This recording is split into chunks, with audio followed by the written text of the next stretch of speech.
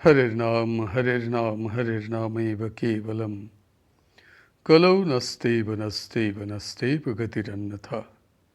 श्री श्री गुरवे नमः। प्रेम भक्ति प्रदातारं आनंद वर्धनम स्वर्णमयी सुतं वंदे जोगमाया मनोहरम विजय वल्लभां देवीं विजयानंद वर्धिनीं सदानंदमयीं सद्धिं যোগমায়াং নমাম্যহম। শ্রী পুরুষোত্তম লীলা গ্রন্থ হতে পাঠ।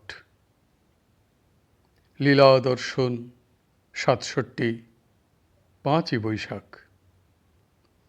শ্রী শ্রী গোসাইজি বলছেন, অমুকের সঙ্গে দেখা হলে নামব্রহ্ম জপ করার কথা বলে দিও। নামব্রহ্ম জপ করা ও সত্য প্রচার করা, এই দুইটি শ্রীকৃষ্ণ চৈতন্য মহাপ্রভু আদেশ করেছেন। সত্য পথে চলা কলির জীবের একমাত্র তপস্যা। এই সত্যভ্রষ্ট হয়ে চারিদিকে অধর্মের সৃষ্টি হয়েছে বা হচ্ছে। ধর্মক্ষেত্রেও আর সত্যের কোনো মর্যাদা নেই। সত্যপরায়ণ ব্যক্তিরা উপহাসের পাত্র হয়েছে। সর্বত্র মিথ্যার জয় হচ্ছে। এই যে ভক্ত সঙ্গে ভগবানের লীলা সব যুগে করেছেন, এখনও করছেন, এ সম্বন্ধে অনেক পুরাতনী কাহিনী ধর্মশাস্ত্রে লেখা আছে। এখন লোকে সত্য ঘটনা দেখে বা শুনে বিশ্বাস করতে পারে না। তার কারণ অনেক স্থানে মন গড়া আর কল্পনাতে মিথ্যাকেই সত্য বলে প্রচার করা হচ্ছে।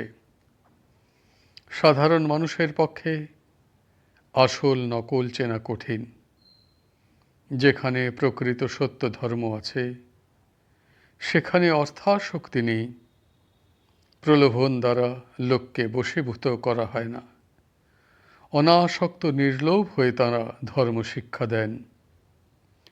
বাংলায় সেরকম প্রকাশ্যভাবে কোনো আশ্রম বা মঠ দেখা যায় না।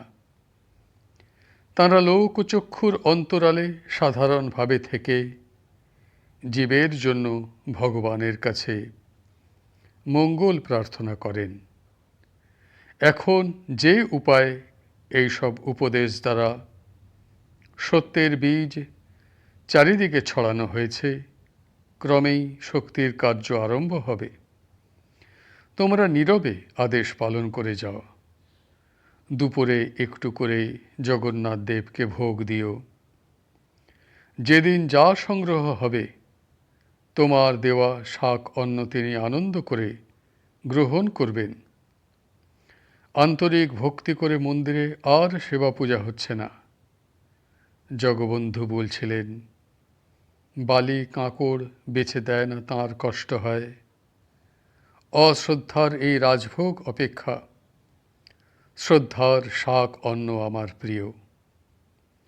ভক্তের কাছে সত্যে বদ্ধ থাকায় সবই গ্রহণ করছি, এতে আমার তৃপ্তি নেই। আমি ভক্তের হৃদয়ে বাস করি, আর ভক্ত দত্ত খাদ্য আমি আনন্দের সঙ্গে গ্রহণ করি। লীলা দর্শন ৬৮, ৬ই বৈশাখ। শ্রী শ্রী গোসাইজি বলছেন, মা, সদ্গুরু লাভ সবাইয়ের ভাগ্যে হয় না। জন্ম জন্মান্তরের সাধনের ফলে সদ্গুরু লাভ হয়। কবির যখন সদ্গুরু লাভের আশায় গঙ্গার ঘাটে সিঁড়িতে কাপড় ঢাকা দিয়ে শুয়েছিলেন, রাত্রি শেষে স্বামী রামানন্দ গঙ্গা স্নানে যাবার সময় কবিরের গায়ে পা লাগায় সব মনে করে রাম কহ উচ্চারণ করেছিলেন।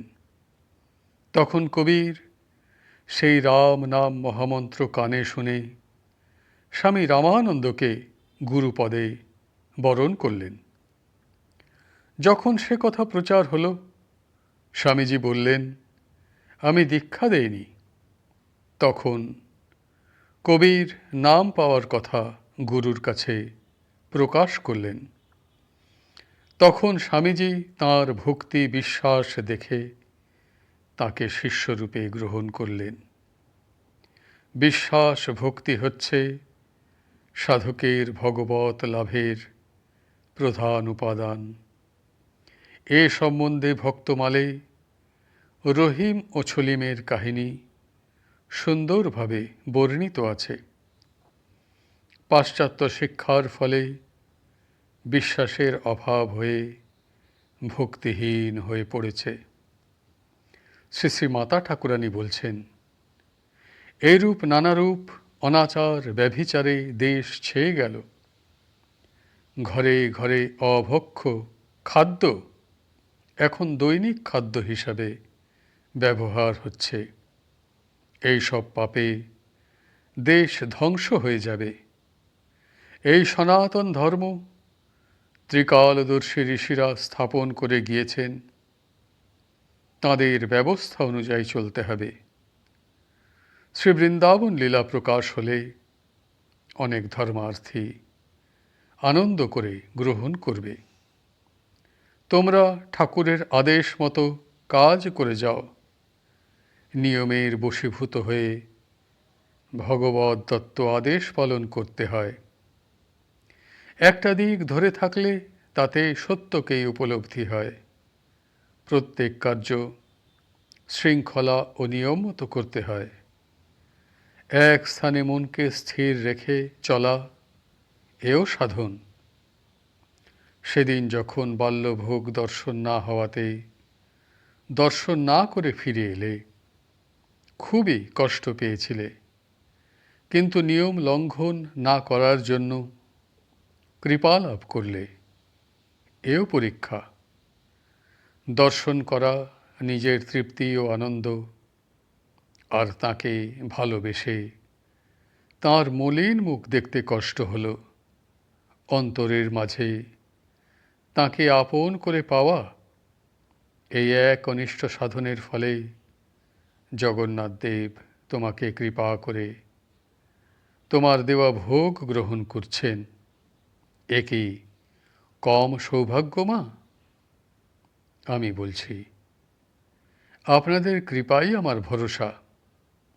আপনারা যা করাচ্ছেন তাই করছি, আমার কোনো ক্ষমতা নেই। বললেন, চঞ্চল মনে কোনো কার্য সফল হয় না। আজকের পাঠ এইখানেই সমাপ্ত হল। হরি বল, হরি বল, হরি বল। জয় গুরুদেব, জয় গুরুদেব, জয় গুরুদেব।